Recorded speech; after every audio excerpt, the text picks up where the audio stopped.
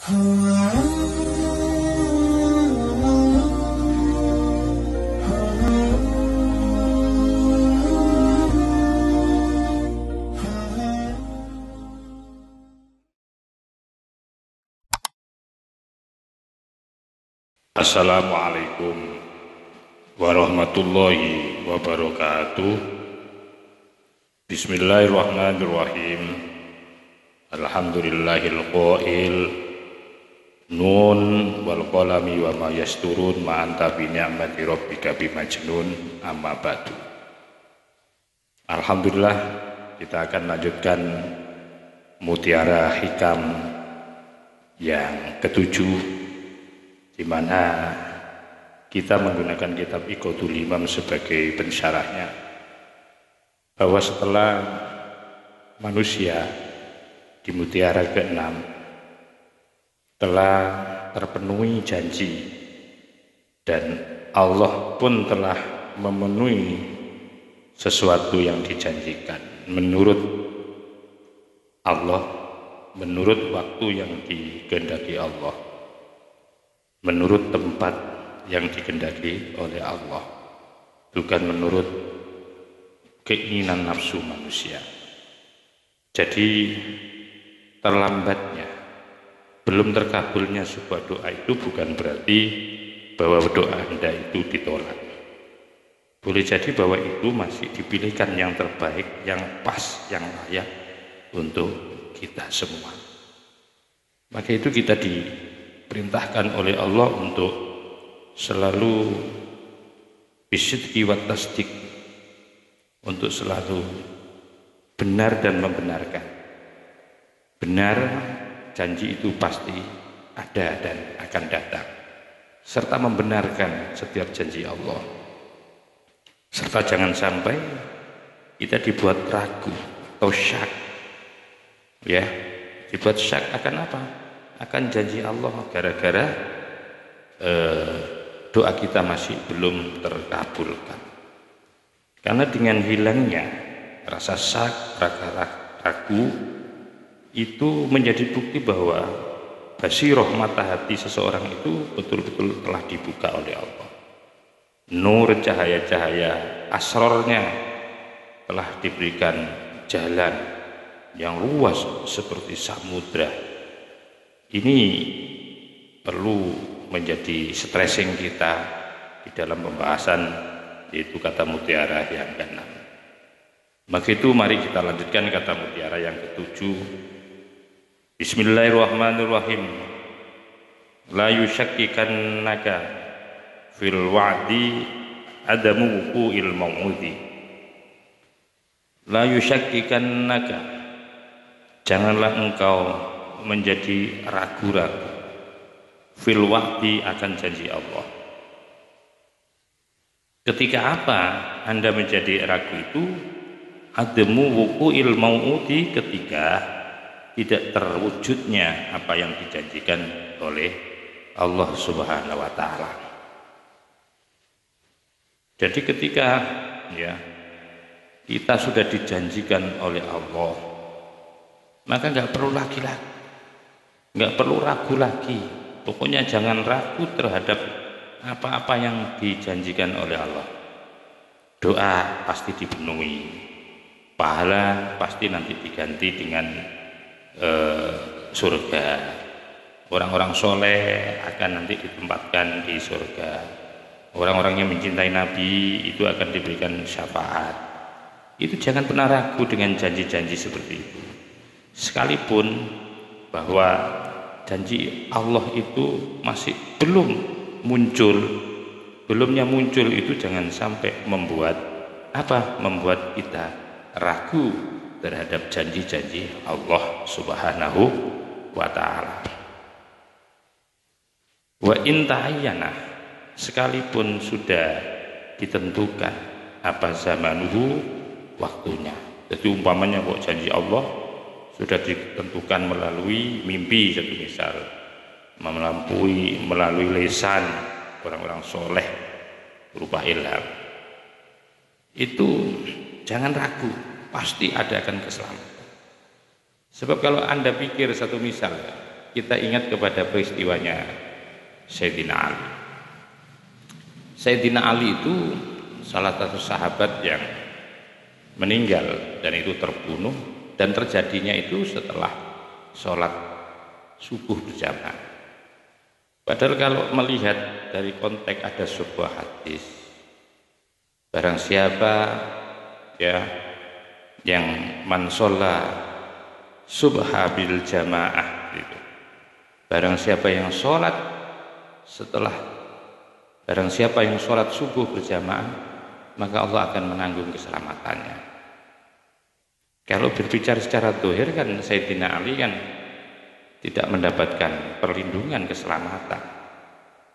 Justru Sayyidina Ali pada saat habis sholat subuh justru beliau terbunuh. Padahal di dalam hadis itu dinyatakan barang siapa yang sholat subuh berjamaah maka Allah akan melindunginya. Tapi justru kenapa Sayyidina Ali kok terbunuh? Kalau secara zahir itu memang seakan-akan bahwa namanya keselamatan itu orang yang terhindar dari pembunuhan. Seakan-akan Allah ini telah nulayani, telah menyalahi janji. Tapi sesungguhnya pada hakikatnya tidak.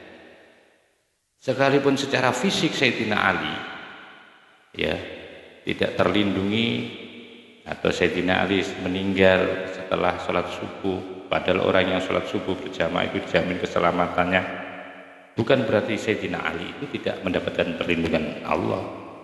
Justru dengan cara inilah Allah memberikan perlindungan kepada Sayyidina Ali. Jadi tetap selalu akan diberikan oleh Allah Subhanahu wa Ta'ala. Sekalipun ya itu dalam bentuk zahirnya itu tergambarkan oleh kita bahwa Sayyidina Ali justru mendapatkan kecelakaan. Ya, tapi tidak. Maka itu tidak perlu ragu lagi dengan semua apa yang telah dijanjikan oleh Allah Subhanahu wa Ta'ala. Karena ketika Anda tidak ragu lagi, tidak gamang lagi terhadap apa-apa yang dijanjikan oleh Allah, maka dengan cara seperti itu li Allah yakuna, agar supaya tiada apa dzalika ya, agar supaya tiada dengan cara Anda tidak ragu itu qadhan, agar supaya tidak menjadi cacat fi basiratika, di dalam pandangan mata hatimu, wa ikhmadan, dan tidak menjadikan memadamkan linuri sarirotika, akan cahaya rahasia batin yang ada pada diri. Ini akan diperuntukkan bagi orang-orang yang tidak ragu terhadap janji Allah. Pokoknya terhadap janji Allah itu sudahlah, nggak usah ragu lah, pasti akan diberikan oleh Allah. Justru kalau Anda ragu, malah itu nanti akan bisa memadamkan cahaya-cahaya sariromu, cahaya-cahaya yang ada di dalam sirmu, di dalam kolbun yang paling dalam. Dengan keraguan itu pula, itu akan membuat cacat dari mata batin. Jangan pernah ragulah terhadap janji Allah. Ini mutiara yang ketujuh. Maka itu kita bahas dari item at-tashkik la yushakkinannaka itu apa kata itu. At-tashkiku, adapun at-tashkik bisyai'i terhadap sesuatu. Apa sih yang dimaksudkan dengan at-tashkik? Wa adapun at-tashkik itu at-taraddudu, ragu-ragu, bil wuqu'i, akan terjadinya, wa adamihi, dan tidak terjadinya sesuatu. Jadi ini terjadi atau tidak itu dia ragu. Keraguan pada sesuatu ya, kegamangan terhadap sesuatu ya, sesuatu yang akan terjadi, yang akan muncul, yang akan datang, itu namanya tashkik, ragu namanya. Sedangkan wal wa'du, adapun yang disebut dengan wa'dun atau al-wa'du, janji, al-ikhbaru. Jadi janji itu adalah al-ikhbaru, informasi atau mengkhabarkan. Waktu itu mengkhabarkan biwuku isyai'i, akan datangnya sesuatu, akan munculnya sesuatu, akan tibanya sesuatu fi mahali, di tempatnya syai. Itu namanya wa'du, janji. Jadi janji Allah itu dikhabarkan pasti akan datang di tempat itu. Wal mau'udu, adapun yang disebut mau'ud, sesuatu yang dijanjikan itu apa? Al-mukhbaru. Al-mukhbaru, sesuatu yang diinformasikan, sesuatu yang dikabarkan, bihi akan al. Jadi jelas sudah ya. Jadi ada kalimat tasykik, ada kalimat al-wa'du, ada kalimat al-mau'udu. Jadi kalau diterjemahkan makna secara biasa, bukan dalam tinjauan tasyawuf, tasykik ragu, al-wa'du janji, al-mau'udu sesuatu yang dijanjikan. Wal qadhu, ada qadah, qadhan ya, di dalam matanya itu qadhan. Wal qadhu, adapun istilah al qadhu fi syai'i, terhadap sesuatu. Apa artinya qadhu? Qadhu itu cacat. Wal qadhu fi syai'i, cacat di dalam sesuatu. Maksudnya adalah at-tangkisu, kurangnya nilai. Kalau nilai kurang itu kan berarti cacat. Antangkisu, yaitu berkurang, lahu bagi syai'. Wal ghaddu, dan kendor, lemes, min martabatihi, dari urutannya syai'. Itu yang disebut qadah. Jadi cacat, kurang, lemes. Jadi orang-orang yang tidak ragu terhadap janji Allah itu, agar supaya tidak menjadikan cacat pada mata hatinya. Itu seperti itu maksudnya. Wal basiratu, adapun istilah basirah. Basirah sudah semua tahu karena sudah saya jelaskan di dalam kata mutiara yang kelima kalau tidak salah ya. Tetapi ini lebih kepada fungsi. Wal basiratu, maka adapun basirah itu al-quwatu, kekuatan, al-muhayatu, yang dipersiapkan, liidrokil ma'ani, untuk menemukan makna-makna. Itu basirah. Jadi kekuatan yang dipersiapkan untuk menerjemahkan makna-makna, untuk menemukan arti-arti secara maknawi yang bukan zahir, itu tempatnya di basirah. Fungsinya basirah itu dipersiapkan untuk itu. Ini biar Anda tahu ada basirah, ada sarirah. Sarirah itu apa? Kan ada kolbun, sarirun, dan basirun. Wasariratu, sarirah. Sarirah itu artinya juga rahasia hati. Apa yang dimaksudkan dengan sarirah itu? Apa fungsinya sarirah? Ya, rahasia hati itu al-quwatu, adalah suatu kekuatan al-musta'iddatu, yang diperuntukkan litamakkunil ilmi wal ma'rifati, untuk meletakkan posisi ilmu dan ma'rifat, untuk menguatkan. Jadi sarirah itu sebuah kekuatan yang dipersiapkan untuk menempatkan posisi ilmu dan ma'rifat, sehingga posisi ilmu dan ma'rifat itu ada di tempatnya. Ya, ada di tempatnya pas gitu. Makrifat juga ada di tempatnya pas. Ibaratnya orang duduk itu, duduknya itu pas itu. Jadi untuk menguatkan posisi ilmu. Sarirah itu kekuatan yang dipersiapkan untuk menguatkan ilmu, untuk menempatkan ilmu sehingga ilmu itu menjadi kuat. Makrifat juga menjadi kuat, itu sarirah. Wa'lam, ketahuilah, anna nafsa, maka sesungguhnya nafsu. Mohon diperhatikan. Wa'lam, ketahuilah oleh Anda, anna nafsa, ing sesungguhnya nafsu, wal aqla, dan akal, waruha, dan ruh, wasirro, dan sir. Jadi ada nafsu, ada akal, ada ruh, ada sir. Itu adalah syai'un wahidun. Perlu dicatat ini, bahwa akal, nafsu, roh, sir itu adalah sesuatu yang satu. Sesuatu yang satu. Jadi satulah tempatnya.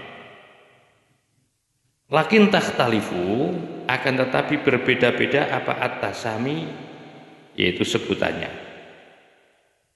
Sebutannya berbeda-beda. Kenapa kok berbeda-beda nama-nama itu?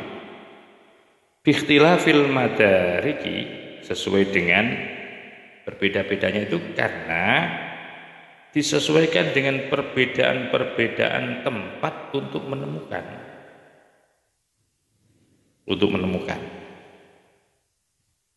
Contoh begini, fama kana, maka ini penjelasannya biar Anda tahu. Nafsu, akal, roh, sir itu satu, sesuatu yang satu.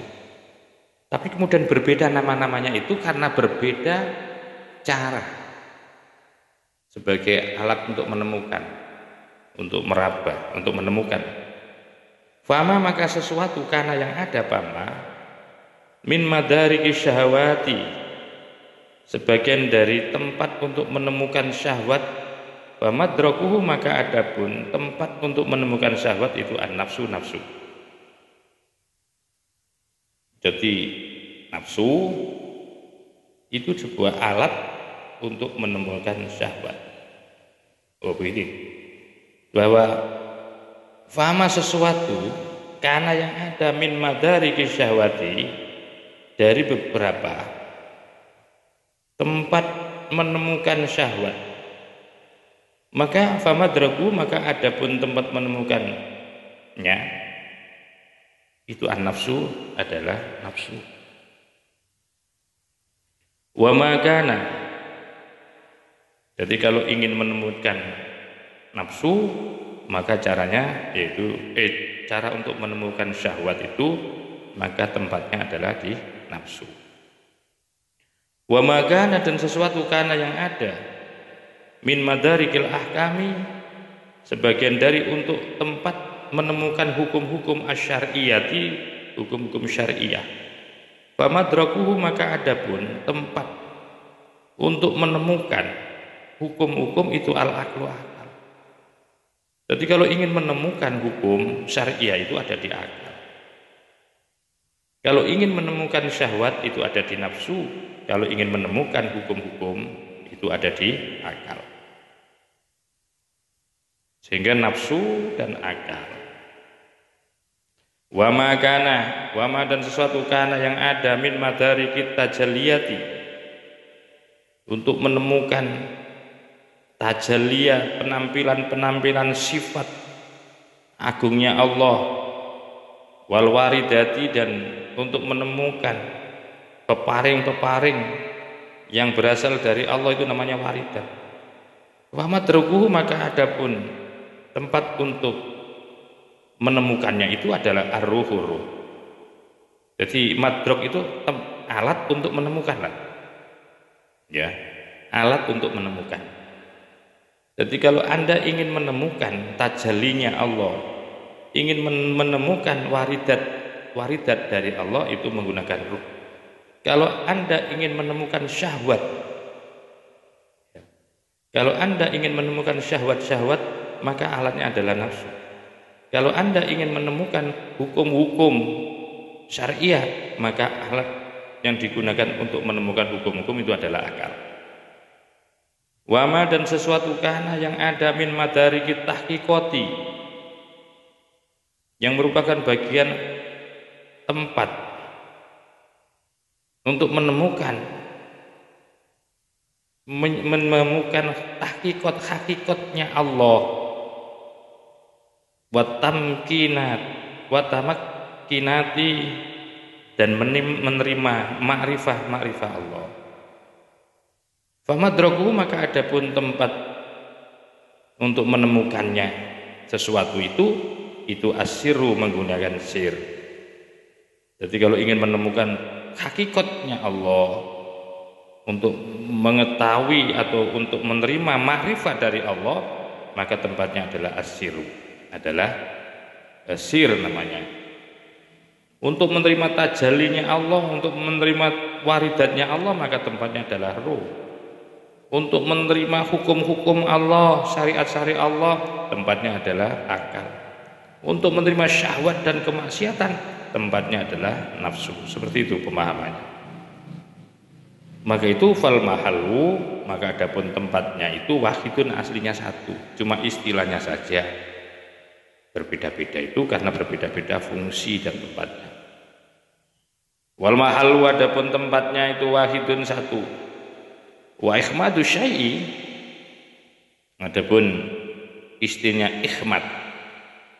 Wa ikhmadu syai'i, dan adapun sirnanya sesuatu, itu maksudnya apa? Sirna itu khofa'uhu, samarnya sesuatu ba'da duhuri, setelah muncul terang benderang. Jadi bisa dikatakan sirna karena sebelumnya muncul. Satu misal, sesuatu itu redup, berarti sebelumnya redup itu ada terang. Kalau ada gelap berarti ada terang, begitu maksudnya. Begitu orang mengatakan gelap, maka sesungguhnya sebelumnya ada terang. Maka yang dimaksudkan dengan sirnya sesuatu itu adalah khofa'u ba'da duhuri, sirnanya ya sesuatu setelah sebelumnya terang. Kultu, saya katakan, idza wa'adaka, apabila telah berjanji kepadamu siapa al-haq wa Allah ta'ala bisyai'in, akan sesuatu, ala lisanil wahyi, melalui lisannya wahyu, awil ilhami, atau melalui ilham, min nabiyin, dari nabi awaliyin atau wali. Jadi bisa saja janji-janji Allah itu akan dilantarkan melalui lisannya, lisan wahyu. Lisan wahyu itu artinya melalui Al-Quran yang disampaikan kepada Rasulullah, bahwa orang-orang kafir Quraisy itu kelak nanti akan masuk neraka. Itu pasti, tidak perlu ragu, orang Islam itu pasti. Begitu juga orang-orang mukmin itu nanti masuk surga, itu pasti. Ya, adapun orang mukmin yang berdosa ya tunggu dulu, tidak pas langsung. Jangan kemudian protes nanti di neraka, kok saya katanya orang mukmin masuk surga, kok saya masih belum dimasukkan. Tunggu, sabar dulu, karena Anda harus disucikan lebih dahulu, dibersihkan lebih dulu. Baru kalau sudah bersih suci, pasti janji Allah akan diberikan berupa apa? Karena status Anda mukmin, maka akan diberikan jaminan untuk masuk surga. Jadi janji Allah bisa melalui lisanil wahyi, atau bisa melalui ilham, bisa melalui mimpi ketemu nabi awaliyin, atau melalui para wali. Jadi itu jangan ragu, atau akan tampak kuat. Maka itu falatashku, maka jangan pernah ragu sampean terhadap janji-janji Allah itu, yang melalui, boleh jadi melalui wahyu, melalui Anda baca Quran, melalui Anda mimpi, ya Anda dikasih ilham, ketemu dengan para wali. Falatashku, maka jangan pernah ragu. Ayyuhal muridu, wahai seorang murid, orang yang menuju kepada Allah. Fi dzalikal wa'di, pada janjinya Allah itu, in kunta, jika ada kamu itu shadiqon, orang yang percaya. Fa illam yata'ayyan, maka jikalau tidak yata'ayyanu, ditentukan apa zamanuhu, waktunya. Sekalipun tidak ditentukan waktunya, jangan kemudian Anda ragu. Karena fal amru wasi'un, karena soalan itu, urusan-urusannya itu banyak sekali, wasi'un. Waqad yatulu, dan kadang-kadang menjadi lama apa azamanu, waktunya. Waqad yaksuru, dan kadang-kadang menjadi pendek apa waktunya. Wala tashku, maka jangan pernah ragu kamu fi wuqui, akan tibanya janji Allah. Wa in tola, sekalipun lama apa zamanuhu, yaitu masanya tibanya janji Allah itu walaupun lama. Tidak usah, karena persoalan itu masih banyak sekali. Bisa saja itu lama, bisa saja juga akan pendek waktu. Yang penting kamu itu jangan pernah ragu terhadap janji Allah. Intinya sih. Wa qad kana, dan sungguh ada, ini sebagai bukti. Baina doa Sayyidina Musa wa Harun, ini bukti bahwa seorang nabi pun tidak langsung kemudian diistijabahi oleh Allah, masih dijanjikan lama oleh Allah. Itu terjadi waqad kana, dan sungguh ada dulu baina doa Sayyidina Musa, di antara doanya yaitu Sayyidina Musa wa Haruna, dan Nabi Harun, ala Fir'auna, mendoakan kepada Fir'aun, dua nabi ini Musa dan Harun, dengan ucapan doanya Rabbana tmis ala amwalihim, ya Allah hancurkanlah atau leburkanlah ala amwalihim, atas harta mereka, Fir'aun dan bala-bala tentaranya. Itu doanya Nabi Musa dan Harun. Dan doa itu pasti diterima oleh Allah, dan pasti Allah akan memenuhi janjinya. Kok kemudian tidak langsung itu Anda kemudian tidak percaya, Anda ragu, itu kan aneh. Maka itu tidak mungkin Allah tidak memenuhi doanya Nabi Musa dan Harun. Bahkan doa ini baru terjawab arba'una sanatan, baru 40 tahun. Alamakilah, sebagaimana yang dikatakan, doa itu baru diijabai oleh Allah, janji Allah itu baru diberikan baru ketika sudah 40 tahun. Itu Nabi loh, Nabi itu kekasih Allah. Maka itu jangan keburu memvonis terhadap janji Allah, jangan perlu ragu akan janji Allah. Wa in ta'ayyana, maka jika wa in ta'ayyana, dan jika sudah jelas apa zamanuhu, zamannya, waktunya sudah jelas. Umpamanya janji Allah itu sudah jelas waktunya ini melalui mimpi, satu misal, melalui ini Anda dijelaskan. Tetapi walam yakok, ternyata tidak terjadi apa dzalika, akan janji itu inda hululi, ketika sudah masuk waktunya. Kok belum juga datang? Padahal saya itu melalui para wali. Ini saya ketemu Syekh Abdul Qadir Jailani, bahwa saya akan diangkat jadi wali. Ini jelas karena sudah saya lakukan riyadhah ini sudah 40 tahun ini. Dan ini sesuatu yang mungkin. Artinya pasti ini riyadhah saya sudah lama loh, 40 tahun. Katanya Syekh Abdul Qadir, kamu akan dijadikan wali itu hari Senin. Ketika sudah masuk pada hari Senin, ternyata itu tidak terjadi apa-apa. Tetapi jangan khawatir kalau itu memang betul-betul mimpi melalui lisannya para wali dan itu bersumber dari Allah. Fala tashu, jangan ragu. Kamu fi sidqi dzalikal waqti, untuk membenarkan akan janji itu. Fi sidqi dzalikal waqti.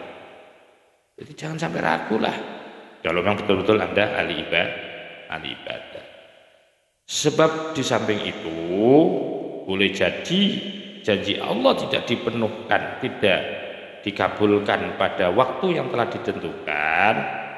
Boleh jadi seperti ini, faqad yakunu, kadang-kadang ada apa dzalika, waktu yang telah ditentukan. Kadang-kadang faqad yakunu, ada apa dzalika, tidak pasnya janji itu kadang-kadang mutarattiban, diurutkan ala asbabin, atas karena sebab-sebab, wa syurutin ghaibatin, dan syarat-syarat yang samar. Jadi kadang-kadang janjinya Allah yang sudah ditentukan pas kok tiba-tiba tidak terjadi, itu faqad yakunu, dan kadang terjadi apa dzalika, akan tidak pasnya janji itu kadang-kadang digantungkan atau dikaitkan, diurutkan karena sebab, kan ada faktor-faktor yang lain.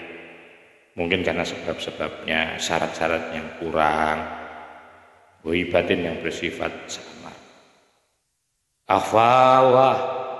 Akhfaha, ini telah terjadi.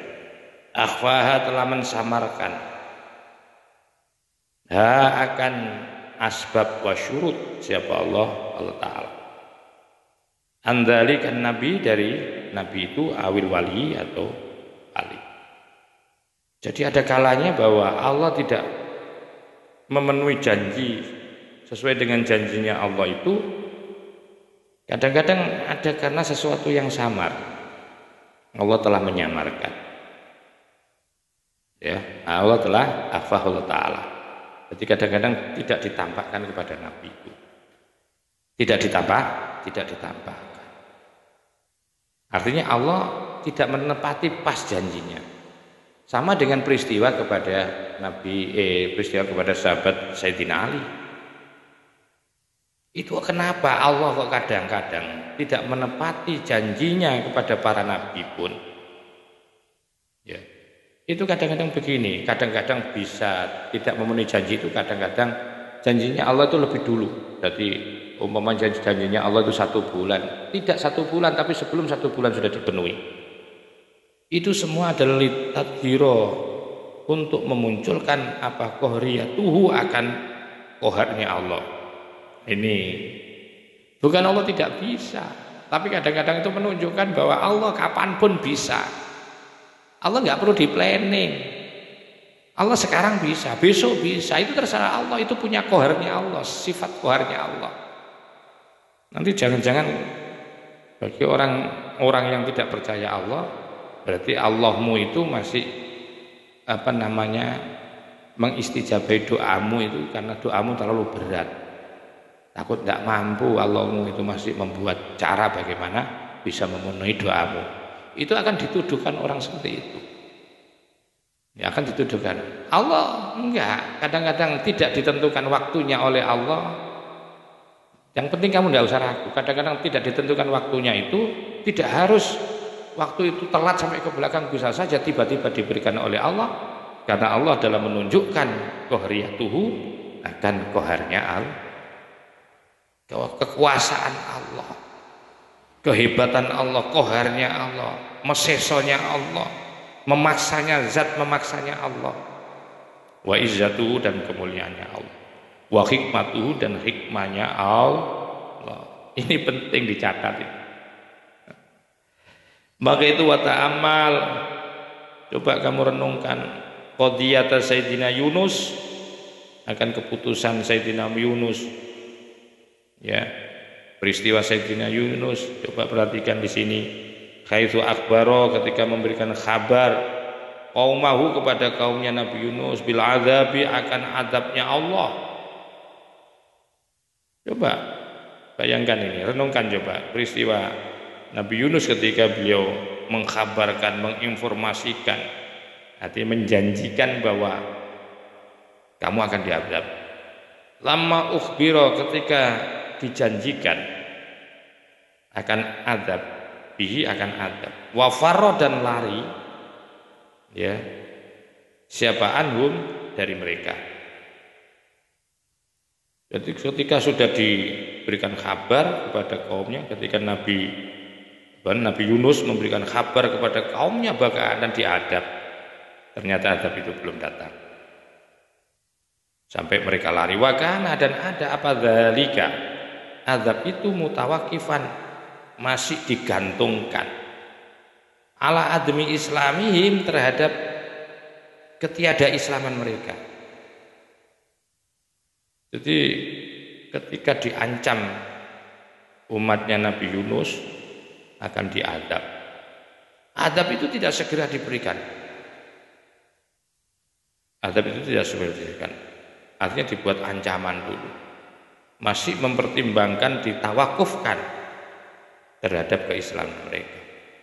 Ya, begitu ditunggu kok dia tidak Islam, maka azab itu akan disunta, azab itu akan dihujankan kepada mereka.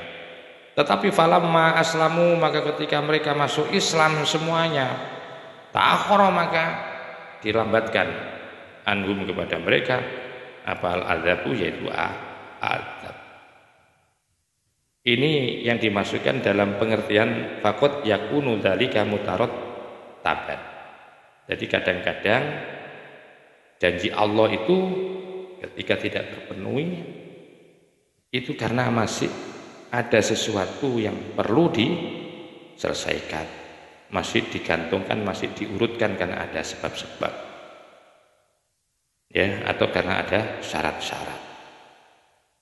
Dan di samping itu ada sesuatu rahasia yang lain, bahwa kadang-kadang Allah tidak menepati janjinya itu, atau tiba-tiba begitu saja itu dalam rangka untuk menunjukkan koharnya Allah dan mulianya Allah. Tapi coba bayangkan, ini ada peristiwa tadi itu ketika Nabi Yunus memberikan kabar kepada kaumnya akan azab. Diinformasikan semua lari. Nah, ketika bahwa azabnya itu akan diakhirkan, azabnya itu akan di-cancel, akan ditunda lebih dulu dengan syarat kamu Islam. Maka ketika mereka masuk Islam, maka azab itu akhirnya diakhirkan, artinya ditunda sampai akhir azab itu. Jadi kadang-kadang Allah memenuhi doa seseorang, Allah tidak menepati janjinya itu karena ada beberapa syarat yang kurang, atau ada sesuatu yang menjadi yang menggantung, syarat yang menggantung, sehingga sesuatu itu nanti akan dipenuhi oleh Allah Subhanahu wa ta'ala. Peristiwa-peristiwa ini akan saya jelaskan seterusnya tentang keterkaitan janji Allah. Jadi saya katakan tadi bahwa janji Allah itu kadang-kadang tidak sesuai dengan janjinya sendiri. Kadang-kadang diberi cepat oleh Allah, kadang-kadang diakhirkan janji itu karena Allah masih mempertimbangkan karena adanya sebab-sebab. Seperti peristiwa pada Sayyidina Yusuf dan nanti juga peristiwa pada Sayyidina Nuh. Dan insyaallah kita akan lanjutkan pada episode selanjutnya. Kita akhiri ihdinas siratal mustaqim. Wassalamualaikum warahmatullahi wabarakatuh.